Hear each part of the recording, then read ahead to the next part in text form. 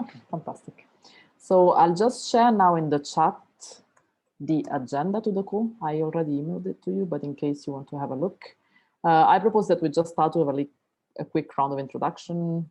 Some of us know each other, some don't. So yeah, I can start if you want. So I'm Sara Petti. I'm the community manager for Frictionless Data. And I'm really excited to hear about the COVID vaccination data for Germany, as I'm living in Germany at the moment. So yeah, so I'm Torben. I jumped in, so let's see how this goes. It's very improvised presentation today, but yeah, so I used to live in Germany. So I grew up in Hamburg, where Sarah is now, and now live in Zurich, working usually on geospatial things together with Carolina, who's also on the call at CVD. So yeah, that's my background. Hi, I start talking. Oh, thanks. Okay, so I'm Carolina, work with Torben, and as we start geographically talking about who is where, so I'm in Zurich, but I'm from Slovakia. Yeah, and looking forward to what Torben has prepared. Hi, I'm Carlos. I work remotely for the Swiss Pole Institute, usually based in the UK, and I'm a software engineer. And I'm Jen, and I also work for the Swiss Polar Institute based in the UK, and I'm a research data manager.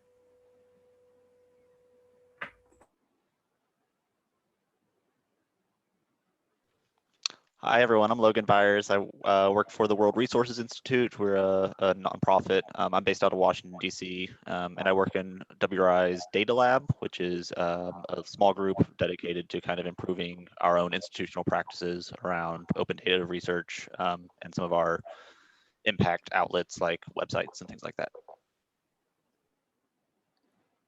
Hi, my name is Benjamin. I'm based in Copenhagen, and I do a PhD at the IT University of Copenhagen. And I think this is my first time on a frictionless community call, and I'm here because I'm working on software ecosystems and the idea of people trusting each other and their data. And so I think this was a good fit to join and hear a bit. absolutely, welcome. Hi, I'm Augusto Herman. I am based in Brazil, and I'm interested in frictionless data. I release an open data package with the open data package standard. But today I'm here just to learn about these experiences of yours. Thank you. And I'm Thanks. Lily, and I'm the product owner for Frictionless within Open Knowledge Foundation, and I am in Austin, Texas. Okay, great. Now that everybody had a round, welcome again. I shared the agenda in the chat so you can have a look. So before Torben starts with his presentation, I just proposed there's a section where you can add or share anything that you would like us to talk about, maybe later in the discussion point, or if you have any proposition for like things that you would like to discuss in the next community calls, just go ahead.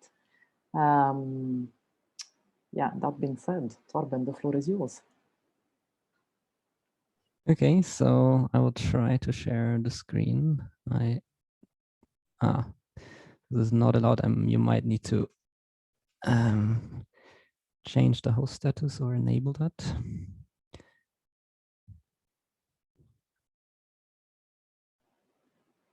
Yes, 1 second. It's currently, it doesn't let me. Okay, now it should now work. it should. So I will try to pick on this.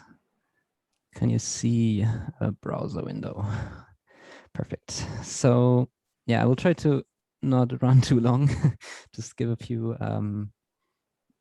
quick timeline of this small project. So it's not really a official project, but something I started during the Christmas break, basically.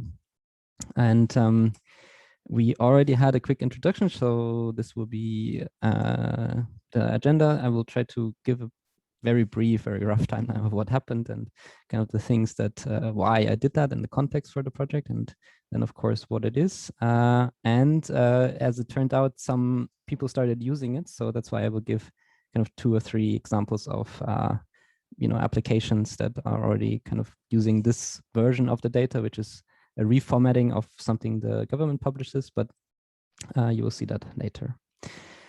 And as I already said in the introduction, I'm originally from Hamburg in Germany. That's why I'm started to work on this German vaccination data. Hopefully in the future expanding that, but for now it's Germany only. But I also work in some geospatial things at CVD with Carolina.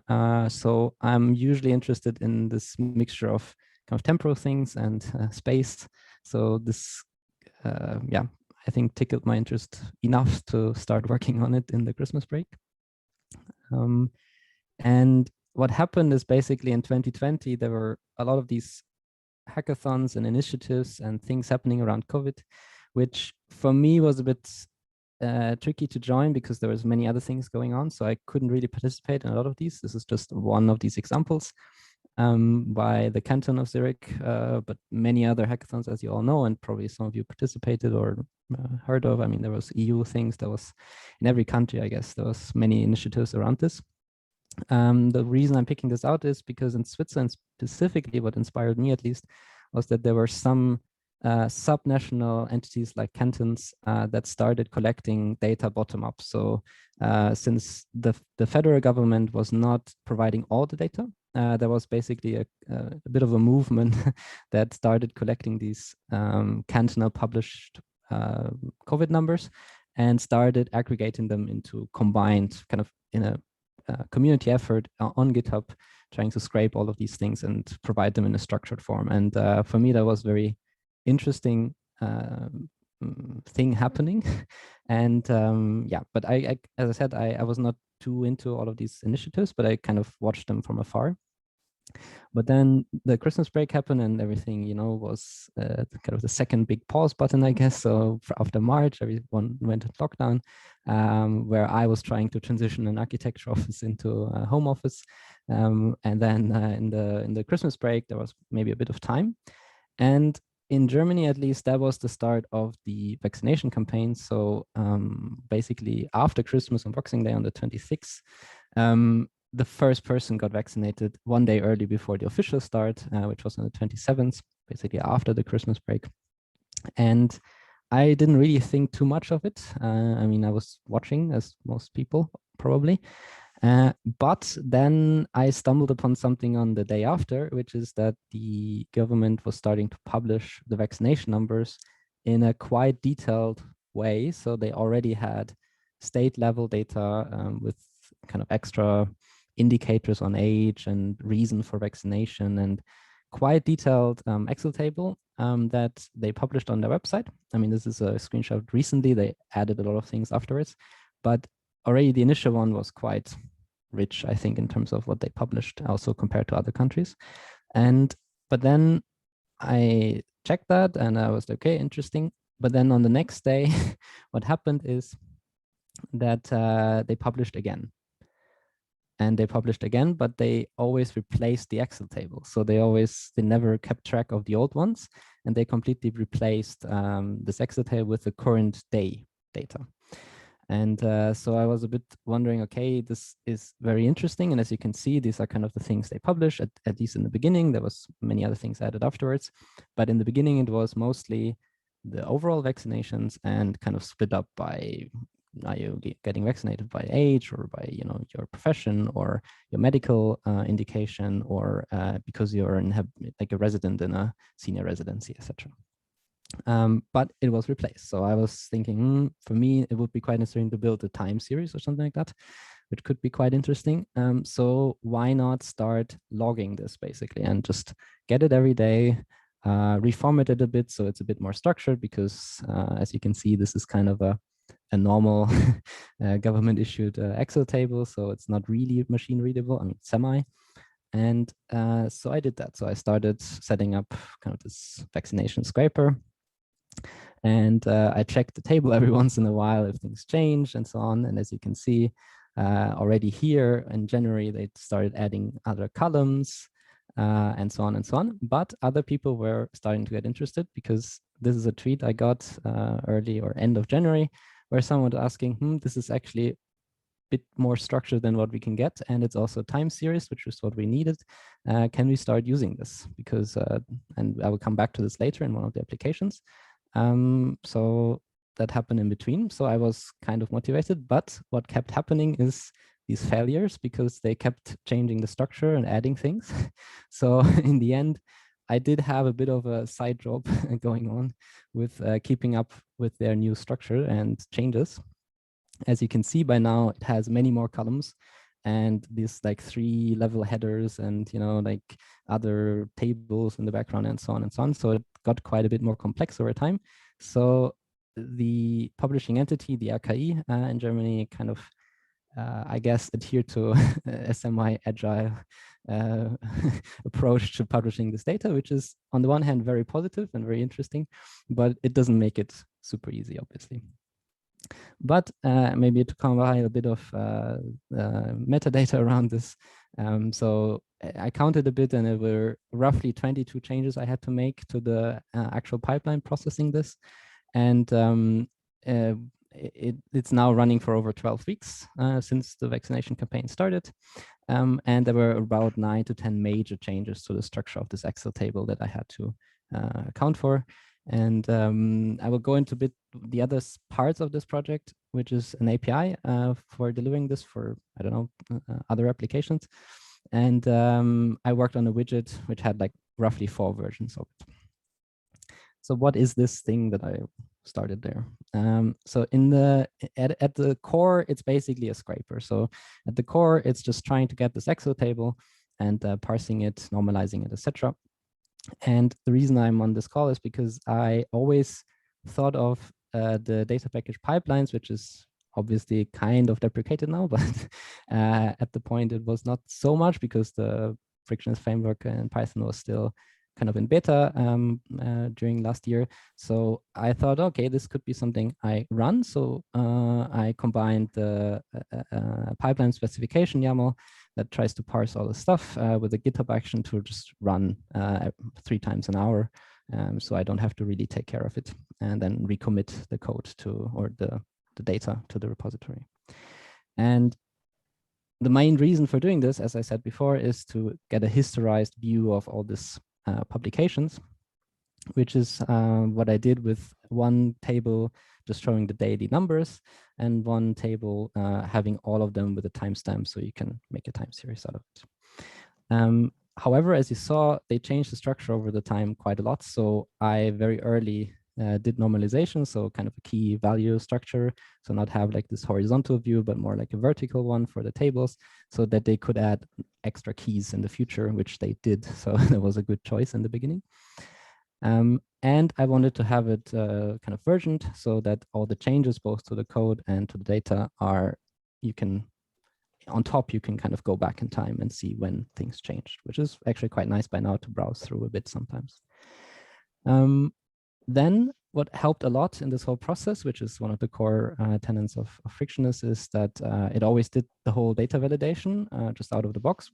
So I could, I very early got these messages of, okay, this actually is failing because they changed the structure, and I don't have to actively monitor, but this was basically my passive monitor for, okay, I have to adapt something here because actually it's not conforming to what I was thinking anymore. And because sometimes, as you may have seen in the screenshots, they actually changed how the fields are labeled, like they added stars after the Bundesland, and they, I don't know, it was fairly flexible in how they published this table.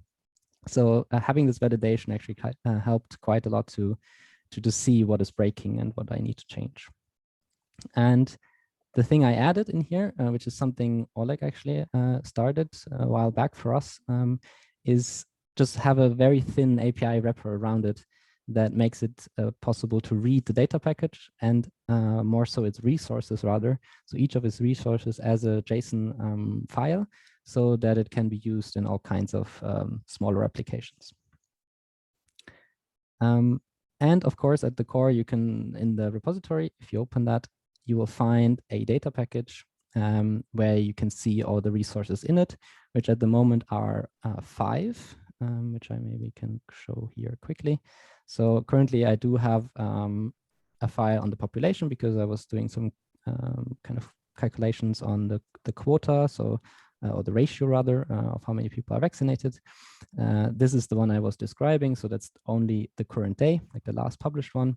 The cumulative one for all the days, so this is getting quite big by now. And I added something for debugging, basically, that I just saved more or less the table as it comes from the RKE at some point. That's just for all ones. That I talked about, and the API is very simple. So if you want to play around with it, there's this api.vaccination-tracker.app. It's also on the GitHub repository, the same README, where you can see how you can just request the data in JSON format in that case. But what kept this a bit going over this time, I think, is that people started using it. So one of them is the I think what is translated to SHI accredited doctors, at least that's what DeepL said. But this is an association on the federal level, so semi-government, that is responsible for all the kind of public health doctors. For all the public health doctors in Germany. Sorry. And they were very interested, that's the person who sent me the tweet in the beginning, in getting this specific vaccination data, not directly from the RKE, which would be the obvious thing to do for them because that's the other government entity.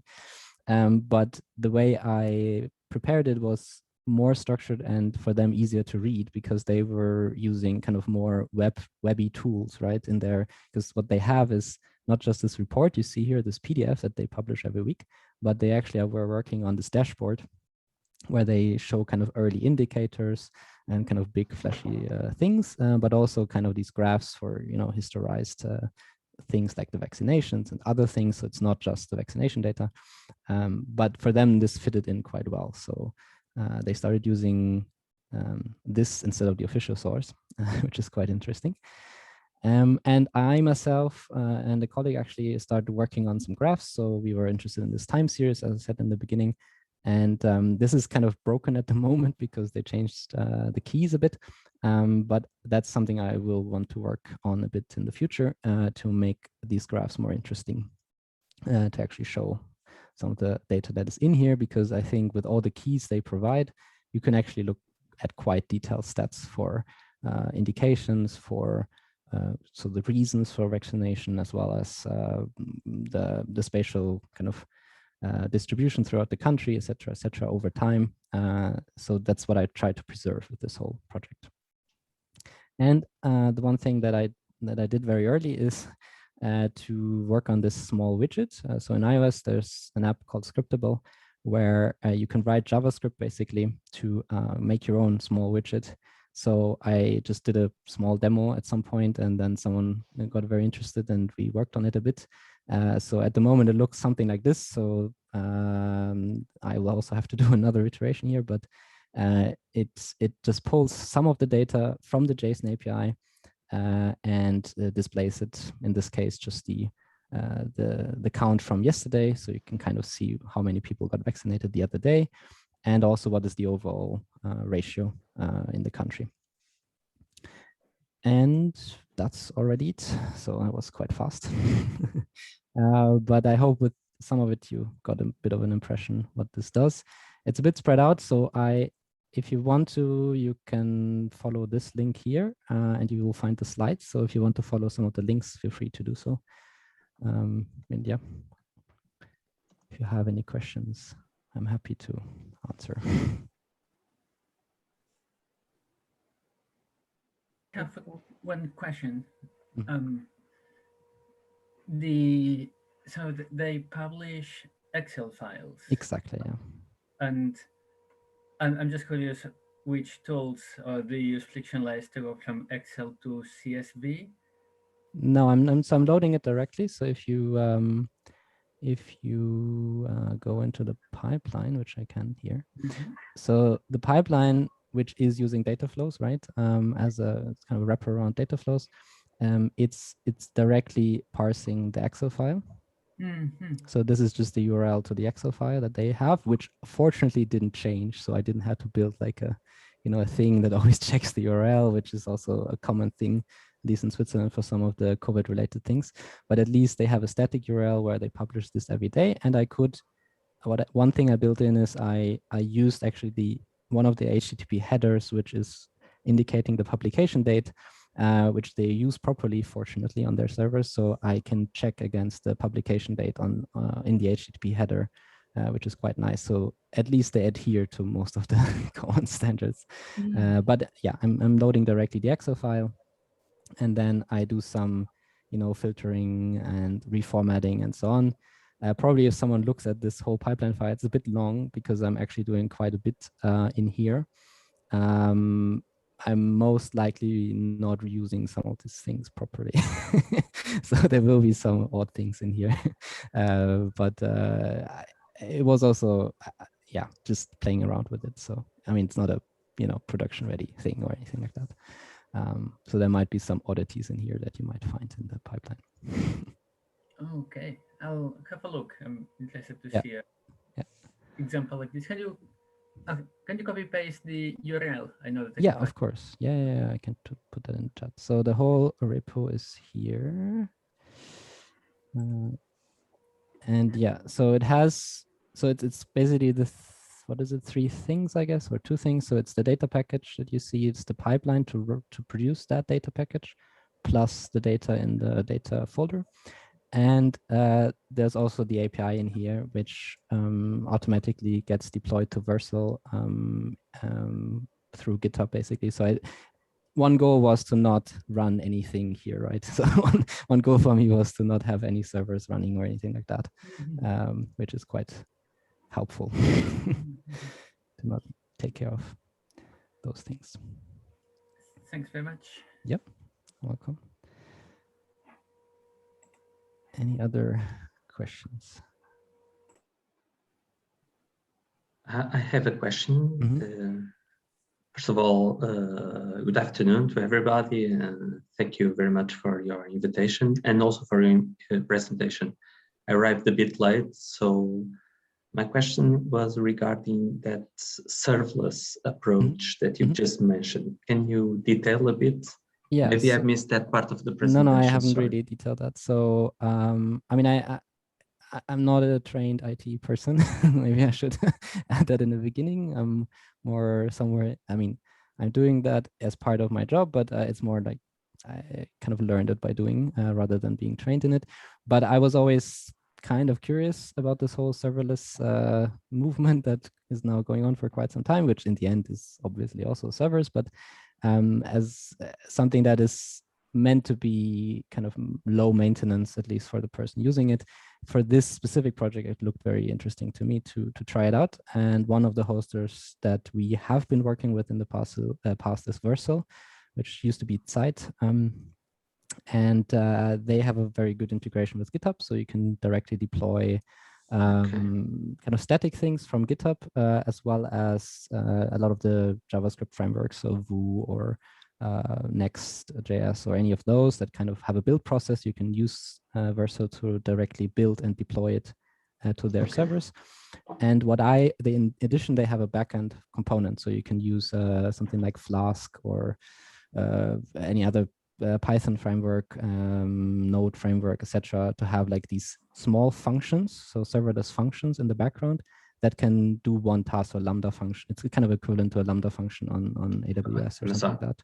Okay. And that's what I did here. So I did this very small, I mean, this is like not a lot of checking or big framework or anything like that. It's just a very small Flask app that is loading the data package. So by now it's actually using Frictionless Pi, so the version 4, because in the beginning I was using a Pandas, Frictionless Pandas extension, which curiously last week broke for some reason that I couldn't figure out. So I just rewrote it with the newer Frictionless framework, which actually is quite nice.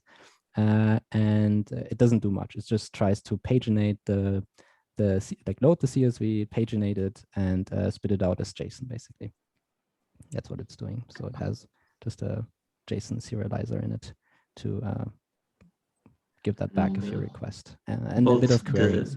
So you can query by key. So what it does is you can query by column, basically, not very advanced. So it doesn't allow you to do like very custom and specific queries, but it does allow you to say this key equals that. So you can kind of filter, let's say. So it can filter at the moment.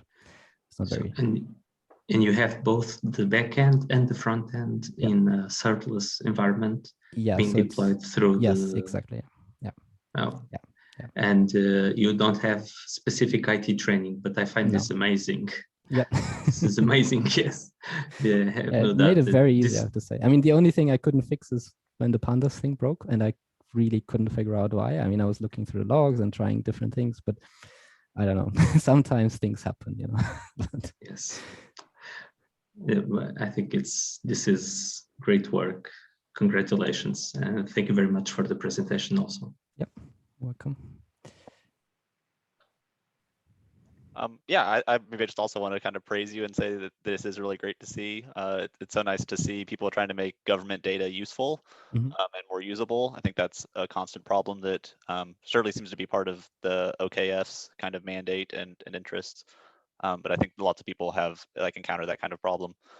I guess I had one kind of a question or just a thought around of like additional ways to kind of view this, and in no way meaning that you need to take this on, but so last week or last month on this call, Simon Willison joined, who runs the DataSets or DataSets project. Yeah, I think that might be a great way to look into this like more advanced querying and kind of make that information very useful. And I already have that on my list.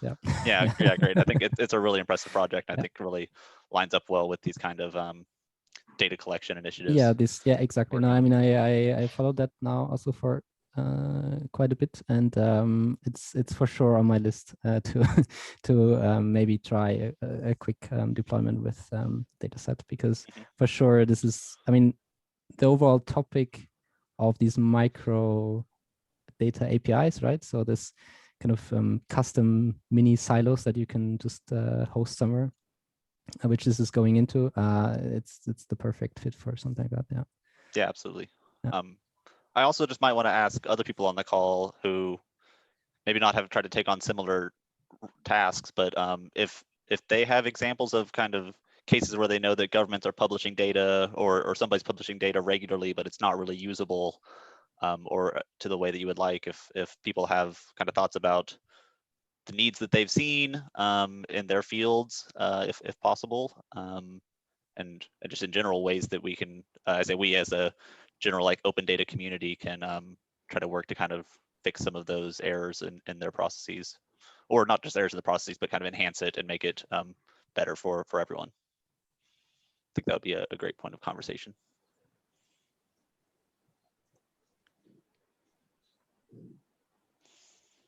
I could start with one that I know of. So like I have a strong interest in the energy systems and electricity production. And as we've ourselves at World Resources Institute, myself personally have tried to work to open up some amount of information that is already being published by governments. The classic example is people basically printing out Excel sheets and PDFs that they have daily reports, and there's clearly an Excel sheet that backs it, but they just print it out in PDFs. So I know of a project called Camelot, I believe it's called Camelot, which is essentially a structured data extraction from PDFs that has been really useful for me. And so I've taken to some of that, but haven't necessarily operationalized it so that I'm kind of keeping up to date on the day-to-day releases. But that's one thing that I've found in my own little domain. Yeah, we have something similar. We haven't really, I mean, we are looking into DataSet for it. So there are some actual spatial datasets by the Swiss government, which are very big CSVs, which are already good, but they're a bit hard to access, especially because they're the whole country. So there are millions of rows and quite a lot of columns. So in the CSV format, it's a bit hard to parse. And there we are working a bit on trying to make that a bit easier to access, which is in between, right? So that's after, like, it's already published in a semi-good way, but not quite, which is also something that happens. Well, I mainly work. Go ahead, Augusto. I just have a couple of questions.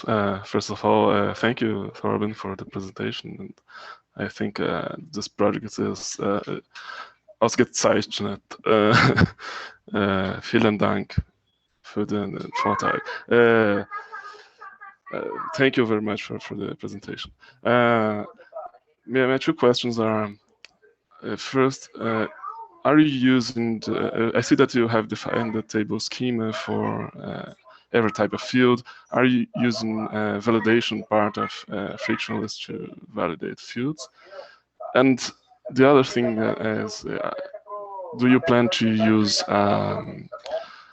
some the pattern for naming fields in more than one language? I see that they are all in German, but if you plan in the future to have them in English as well. Yeah, so ich kann ein bisschen verstehen, aber yes, I'm aware. I can understand a little bit. I also saw the discussion around that, which is quite interesting. I saw the other day or last week there was some discussion on kind of this multi-language issues, which we are actually quite interested in because we publish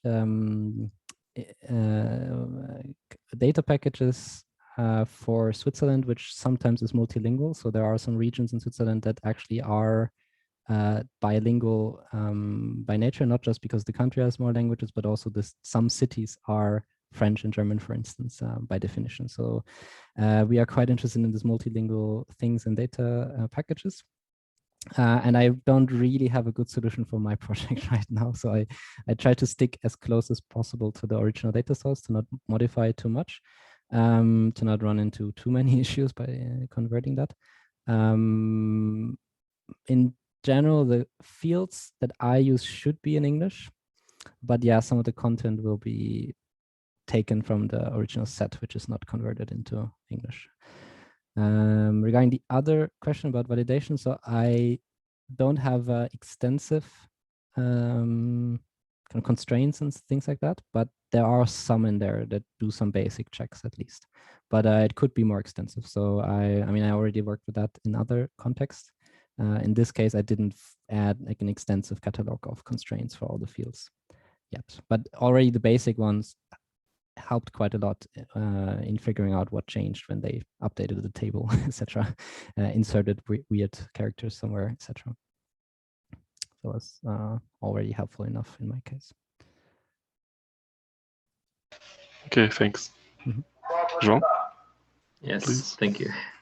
Well, in my case, I work in the telecommunication industry since forever, for the past 20 years. And all this data that I handle is actually proprietary and private to the telco operators. So there's no angle for government published data.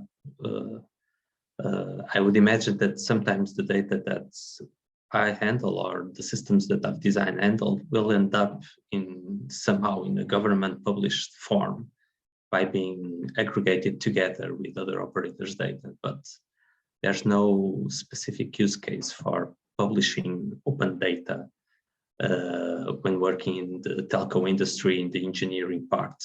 So I'm very much interested in the way that the data is being approached by Frictionless. I've asked some questions. I've got great answers from the team and everybody who's working on it. And I'm working on parsers that will extract the information from the raw sources from those various telecommunication network nodes that we see in antennas and all around.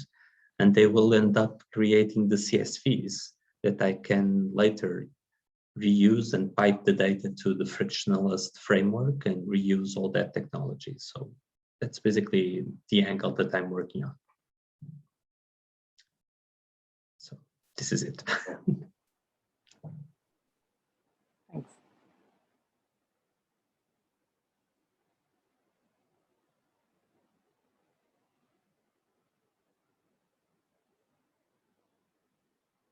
anyone else has questions or wants to Yeah, share something? well, Torben, I mean, you obviously were interested in doing this for Germany. Do you see potential to do this for other countries? Yeah, I was, yeah, that's one aspect. So for instance, Sarah also redirected me to a grant by this, what is it, Just One Giant Lab, I think, in full, yeah, which is giving some money, which I applied for by now. So if anyone of you wants to vote on it, I would be very happy, or comment there. No, but that is actually one thing I want to do. So as part of that, I would be, I mean, anyway, maybe, but as part of that, I would be very interested in looking into other countries, because a lot of times you have the federal level data, but you don't have the state levels, which is, I think, some in-between layer that already gives you quite a more interesting picture than the federal levels, especially in a lot of the things that are going on with COVID, because usually it's fairly regional what happens, at least what I see in most countries, even for a small country like Switzerland. And yes, that would be one part. And the other part was would be working on the visualizations. I would really want to spend a bit of time on using what the basic project produces to turn it into something useful, because the CSV is quite good to have, but then it would be even better to have interesting visualizations on top of it, which is one of the reasons to make it structured and clean and nice. Yeah.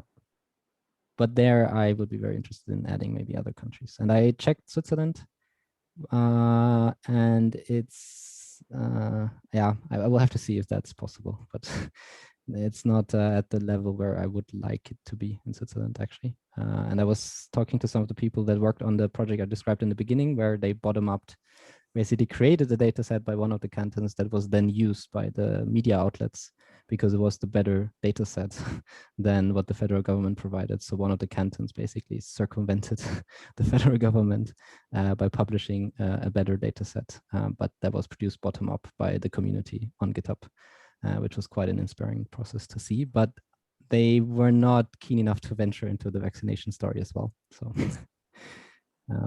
maybe that will still happen.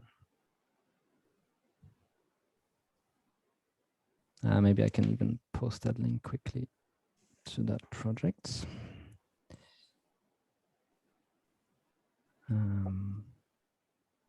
Just think under this one. Yeah, so it's this here, which got then used by most of the media outlets instead of the federal data set. And it has quite a number of, data points for all of the cantons, even with some tracking on how accurate and current it is and so on. This is not frictionless, but just as a,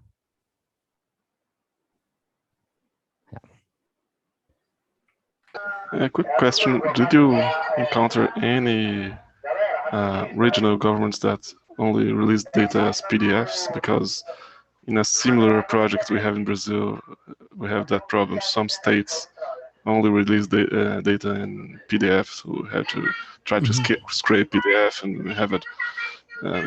About 40 volunteers that read and type the PDF. The project is called Brazil.io, Brazil with an S, if you want to take a look. Yeah. I think they actually, in the COVID one, so the link I just posted, so for the basic, what is it, the infection numbers and so on, I think some cantons in Switzerland actually had PDFs as well. So in the project I just posted, they for sure do some scraping off of PDFs as well. Yeah. And I think, Logan, you mentioned some earlier, like, what was it called? The library using, Yeah, I just put it in Camelot, chat. yeah. It's a Camelot. Yeah, and it's really been, it has been extremely useful. I was using it probably more than a year ago at this point, and there were certainly bugs. It was definitely in development. And I know they've also been working on like a web interface to try to make this a little more accessible to people who aren't familiar with installing Python libraries and doing their own debugging when needed. but at last time I tried that, it wasn't working. So I was just running things myself. But in terms of initial extraction, it was very, very valuable and produced quite good initial results. Of course, there's always still lots of cleaning and munging and fixing empty lines and things like that that needed to go on. But in terms of actually getting information out of the PDFs, it was very valuable.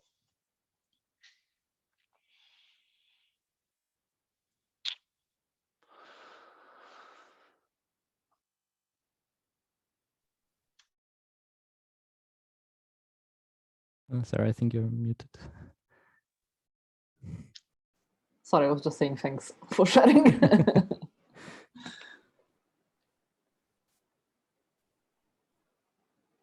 Any other questions for Torben or anything you would like to share about COVID-19 data projects?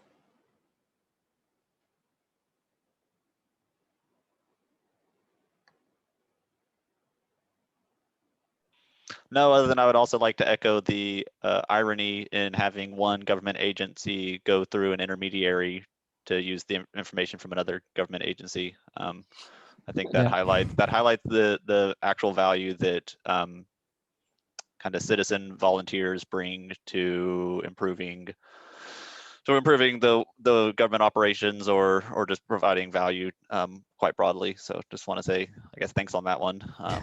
And I mean, I also think it's quite funny. I was quite surprised that they actually, because he was asking me, and then I saw some commits on their dashboard thing, just trying to integrate it, and it took quite some time because I guess they also internally went through some validation and discussions, which I was following a bit, but eventually they did. So it had to be good enough to meet their requirements, which was quite interesting to see.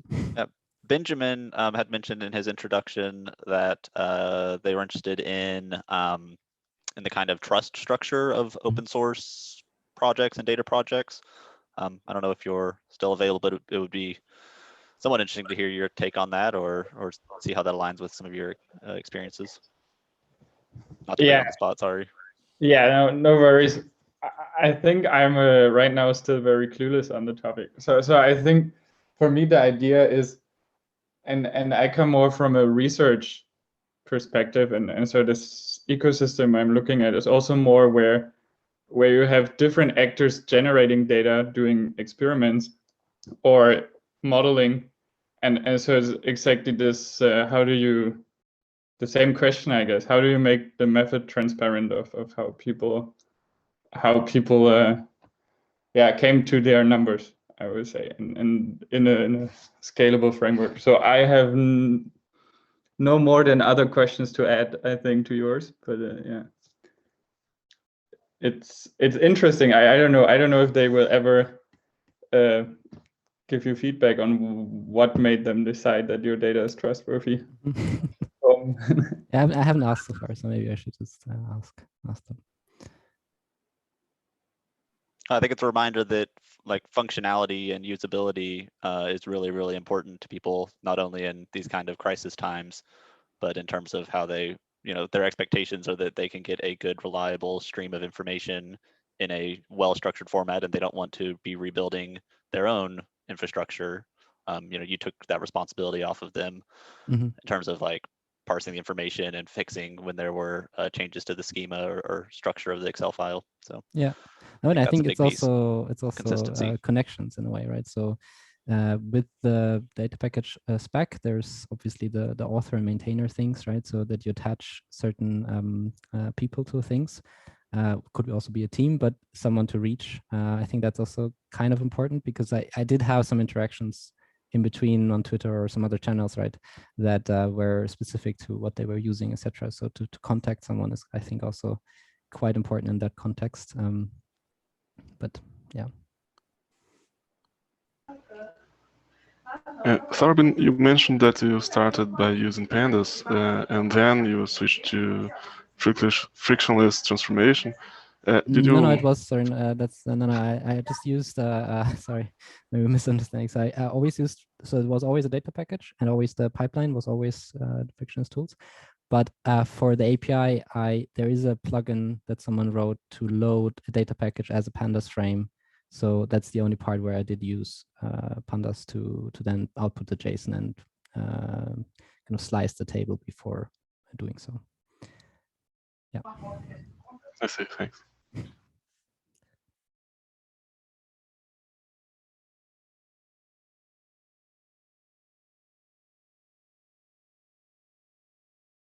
Well, I guess I have one more last questions.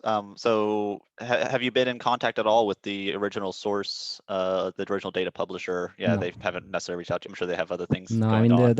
I just know from others, from some other podcasts who are closer to those people in Germany.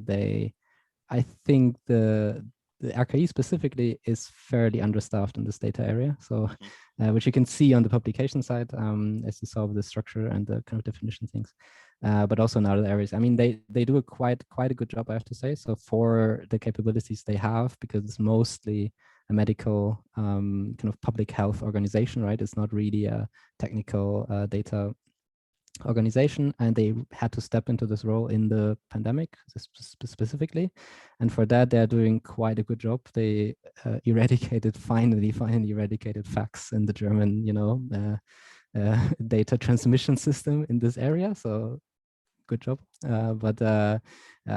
Yeah, they don't have the time and capacity to do this in a more scalable way, which is a bit unfortunate. And they asked for a lot of money for that from the parliament, and they didn't grant it, unfortunately. So let's see where this goes. But I guess they are quite busy. Yeah.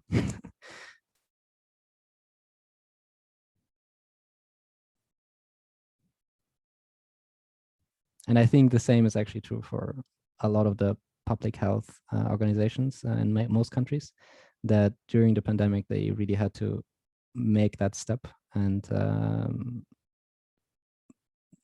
as far as I can see, at least in Switzerland, there was quite some movement. So there were some people taking that as an opportunity and pushing this topic a bit, fortunately.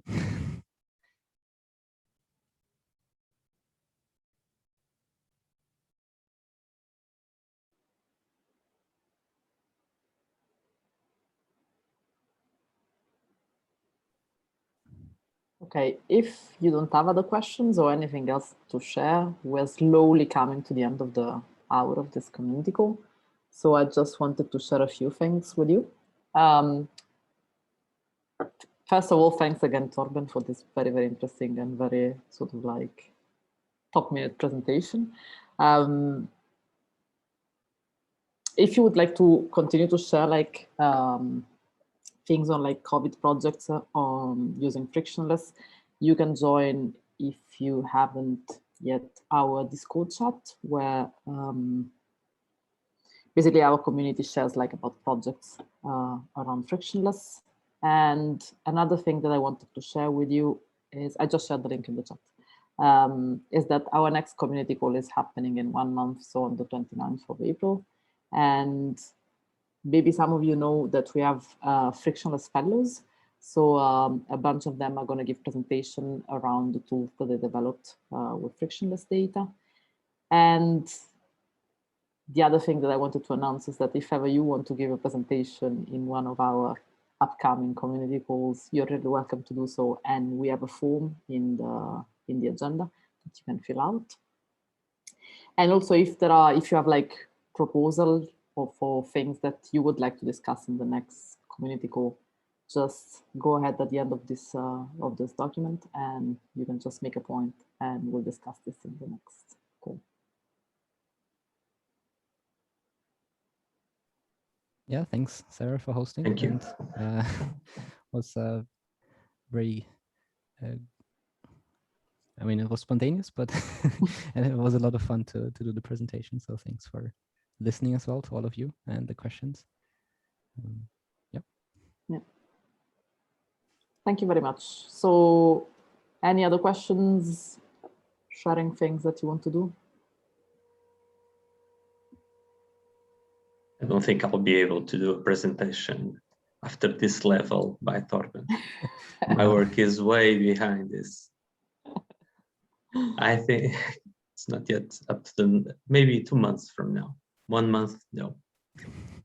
Okay, we're waiting for Will you be in very 2 months.